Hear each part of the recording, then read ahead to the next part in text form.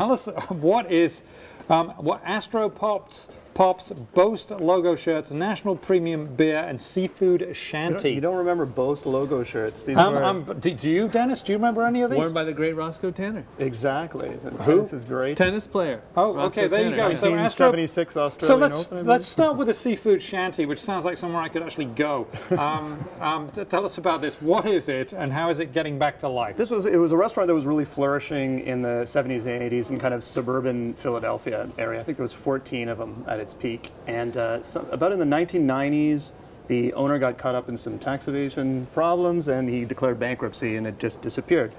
We ran into a guy who went there in like the early 80s with his wife on their very first date, and he started thinking, what happened to these restaurants?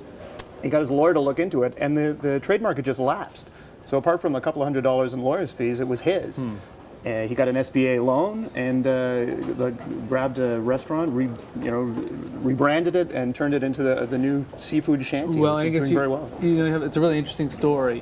What advice would you give to entrepreneurs who are trolling, perhaps, for brand names that have either lapsed in trademark or perhaps are for sale relatively cheap? Talked to a couple of branding and marketing experts, and they're saying, look, not every brand obviously can be revived. These things die for a reason sometimes.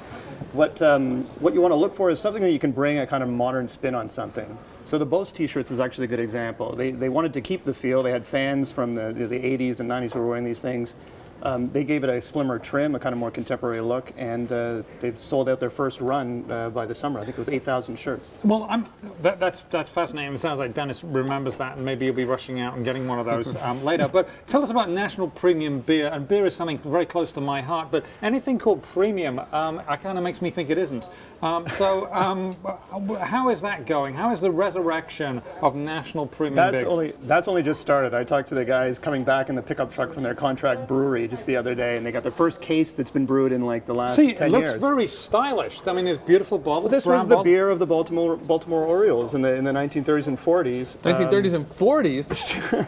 Well, there's barely anyone alive who remembers this brand. It was still brewed. No, it was still brewed up to 1996 when it was owned by Stroh's. So it looks like a beautiful blonde beer there. I'm presuming that's some form of a light beer, a lager. Beer from Maryland. When will I be able to get a couple of cases of this to test it out? I'm told by May. That's where they've got the cases in the back of a pickup truck now. They got some distributors now. They got the contract brewer, and they're all ready to go. Great. Well, get to Brooklyn as soon as you can, because we need that.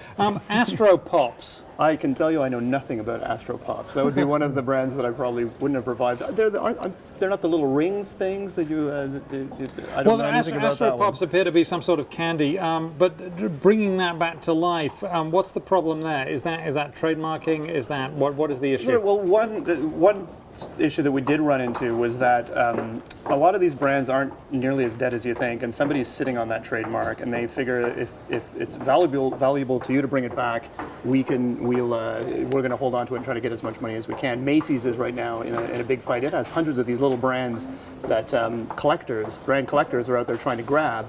It's launched a number of legal... Filene's is one of those names, right? That's Filene's right. Basement. Oh yeah, what's happening in Filene's basement? Well, they're still sort of caught up in a dispute. They're trying to figure out what they're going to do with this, because Macy's wants to hold on to it. Other people want to grab it, and a lot of these are very. I mean, that's one of the more recognizable ones. A lot of these are just obscure brands that nobody's ever heard of. What are the other names? What are the other names of these Macy's lines? Macy's, there's hundreds of these tiny little ones you've probably never even heard of. I mean, and right now it's sort of a sticky point because nobody's sure.